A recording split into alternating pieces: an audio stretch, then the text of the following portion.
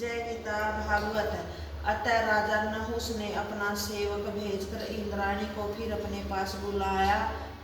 उस समय बृहस्पति के आज्ञानुसार इंद्राणी ने राजा नहुस को यह कहलावा भेज दिया कि जो मनुष्य अश्वयज्ञ तथा अश्वमेध यज्ञ करता है वह इंद्र होता है, परंतु तुम यज्ञ किए बिना देवलोक के स्वामी बन गए हो। ऐसी अवस्था में यदि तुम ब्राह्मणों के कंधे पर रखे हुए सुखपाल में बैठकर मेरे पास आओ, तब मैं तुम्हारे पास रहना स्वीकार करूंगी। इंद्राणी का यह संदेश पाकर राजा नहुस ने कामदेव के वशीभूत हो धर्म अधर्म का विचार किए बिना बहुत से ब्राह्मण तथा ऋषि मुनियों को जबरदस्ती बुलाकर अपने सुखपाल में लगवाया तथा स्वयं उसमें बैठकर इंद्राणी के स्थान पर चल दिया। हे परीक्षित, ब्राह्मण सुखपाल उठाकर शीघ्रतापूर्वक नहीं चल पाते थे। उस समय राजा नहुस ने उन्हें अपने पैरों की ठोकर मारकर जल्दी जल्दी चलने की आज्ञा दी। जब ऋषियों ने राजा का ऐसा अधर्म देखा तब उन्होंने क्रोध करके राजा नहुस को सर्प हो जाने का श्राप दे दिया। ब्राह्मणों के मुख से श्राप निकलते ही राजा नहुस सर्प होकर पृथ्वी पर गिर पड़ा।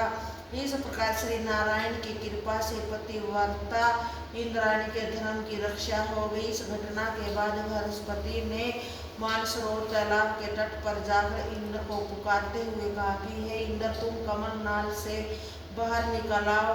उस समय इंद्र ने वहीं से बृहस्पति को दंडवत करते हुए उत्तर दिया कि हे प्रभो, ब्रह्म हत्या के भय से मैं बाहर आने में असमर्थ हूँ। बृहस्पति देव जी बोले कि हे इंद्र, तुम डरो मत, अश्वमेध यज्ञ करने से अनेक पाप नष्ट हो जाते हैं। अतः मैं अश्वमेध यज्ञ कराकर तुम्हारा पाप छुटवा दूंगा। यह सुनकर इंद्र बाहर निकल आया, परंतु उपरांत उसने बृहस्पति की आज्ञा अनुसार अश्वमेध यज्ञ किया।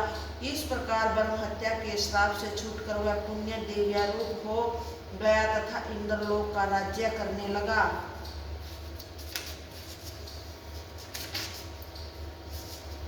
इतनी कथा सुनकर परीक्षित ने कहा कि हे सुखदेव जी, साधु तथा वैष्णव जन श्री नारायण के भगत होते हैं, परंतु जिस वृत्तासुर की उत्पत्ति त्वष्टा के क्रोध के कारण हुई थी, उसे ज्ञान की प्राप्ति कैसे प्राप्त हुई। श्री सुखदेव ने कहा कि हे राजन, वृत्तासुर को जिस कारण ज्ञान की प्राप्ति हुई थी, हम तुझे वह कथा कहते हैं, सुनो।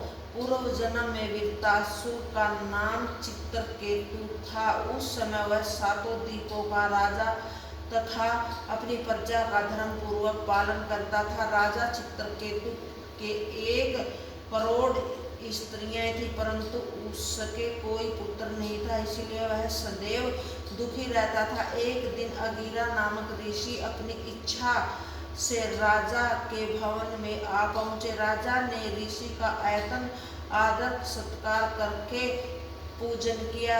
जब ऋषि ने राजा को उदास देखा तो इस प्रकार पूछा कि हे राजन, तुम इतने प्रतापी तथा धर्मात्मा होकर भी ऐसे उदास क्यों दिखाई देते हो। यह सुनकर राजा ने हाथ जोड़कर उत्तर दिया कि हे प्रभु, आपके आशीर्वाद से मुझे सभी सुख प्राप्त है, परंतु मेरे कोई संतान नहीं है, इसलिए मैं निरंतर दुखी रहता हूँ। हे मुनिनाथ, अब आपसे मेरी यह प्रार्थना है कि जिस प्रकार आप कृपा करके यहाँ पधारे हैं, उसी प्रकार आप अपने आशीर्वाद से मेरी इस चिंता को नष्ट कर देने का उपाय भी करो। राजा के ऐसे दिन वचन सुनकर ऋषि ने कहा कि हे राजन, तुम्हारे भाग्य में संतान नहीं लिखी है, अतः ईश्वर की इच्छा समझकर तुम्हें संतोष धारण करना चाहिए। हम तुम्हें भव सागर से पार उतरने का उपाय बताते हैं। तुम श्री नारायण का भजन व स्मरण करो,